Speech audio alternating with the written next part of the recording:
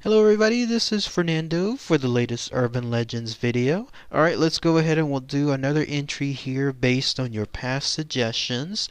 This one was suggested a little over a year ago, about a year and maybe 3 months, and it has to do with something that I debated whether I wanted to add it to my Ghost and Spirit side or to the Urban Legends side. And ultimately I decided to put it on the Urban Legends side because the information I was reading was correct. It seems like this origin, whatever this thing, wherever it derived from, it has gone through so many changes over the years that to this point it's almost like a did it happen, did it not happen? So it becomes its own urban legend of sorts. Now the creature itself is definitely more ghosts and spirits related, but the story tied to this, that's the urban legend side. So that's why I ultimately decided to put it here. And it's a weird urban legend of sorts found in Belgium. A little bit frightening if once you hear this information associated with it.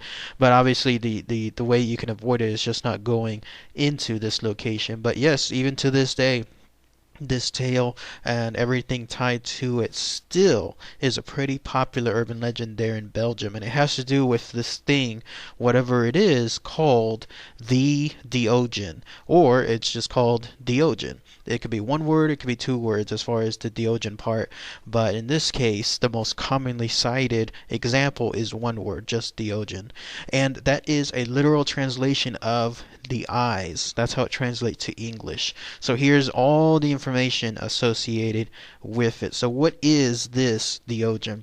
Well, it is a ghost of some sort that seems to haunt a Sonian Forest located there in Belgium. And it's not just the only thing that's there. Apparently when you encounter this thing, it also has, I guess, partners of some sort, tiny little smaller shadow figures. Anytime I hear the word shadow figures, that instantly attracts my mind, that follow this thing and then in turn follow you whenever you go into the forest. Now here's how this urban legend came about. Here's all the information as far as to its origin. Apparently back in 1937, that is the first known instance that someone documented or anything as far as written description of this legend. It's a book, and the way that the Belgium translation comes to, it's called the Children of the Haunted Forest. You're looking at a picture of it here, and in it it described the notion that somewhere back in time, it doesn't say how far back, there's no illusion as to the time period, so it makes it seem like it's kind of old but not too old, as long as it's a sense that there was the time period when there's still nuns around. But the way it goes is that in that forest there was an area where nuns lived, and in there they began finding a bunch of burned bodies, unfortunately, of young children. The way these children were found, it was clear that they were murdered, their bodies dumped throughout the forest, and in subsequent after effects, like they were burned to make sure that there was no evidence as to who did this deed, this dastardly deed. Now the number as to how many originated was 8. That seems to be the more accepted number, but over the years, kind of like I was telling you how this thing takes on its own urban legend, it's increased to 80 children. So whether it's 8 or whether it's 80, we don't know 100% certain which is the true case, but still, whatever number it is, then it seems, of course, like that's the most horrible thing still.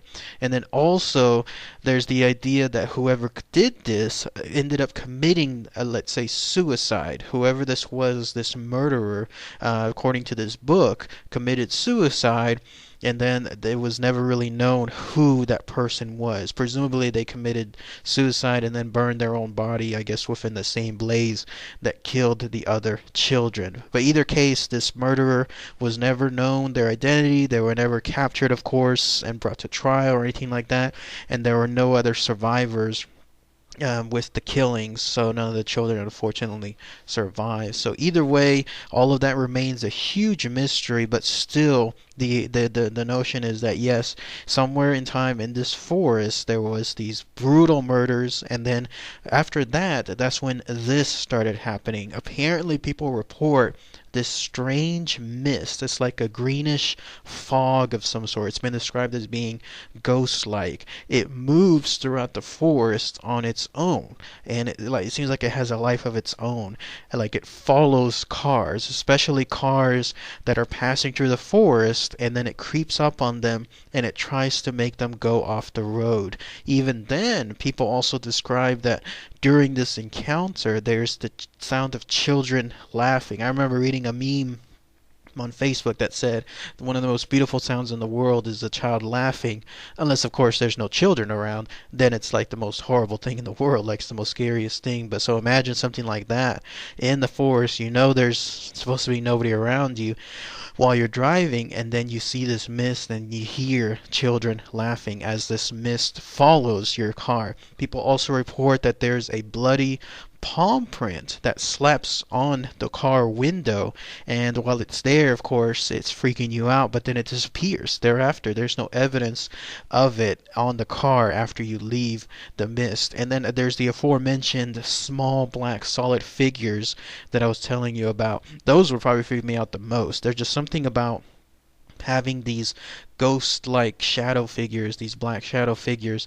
They're supposed to be darting around really fast. Like you could see them darting between trees to trees and then across the road as well. And they too will follow your car. And there's nothing said really about them causing any kind of like damage, but still the environment, the tension that they create, I imagine it must be out of this world when you're in that moment. And then you see these things following your car, darting around. And then finally, the only other thing really to showcase is that sometimes this fog and another is, besides it still having a life of its own, it also seems to change colors. It can be from gray to green to orange, sometimes even white, like pure white in color. Either case, though, there's still this thing. And then, of course, the thing about the Deogen, the name of its translation is, in this fog somewhere, there's these eyes. There's these eyes that are described to be very large, and there they are staring back at you through the mist.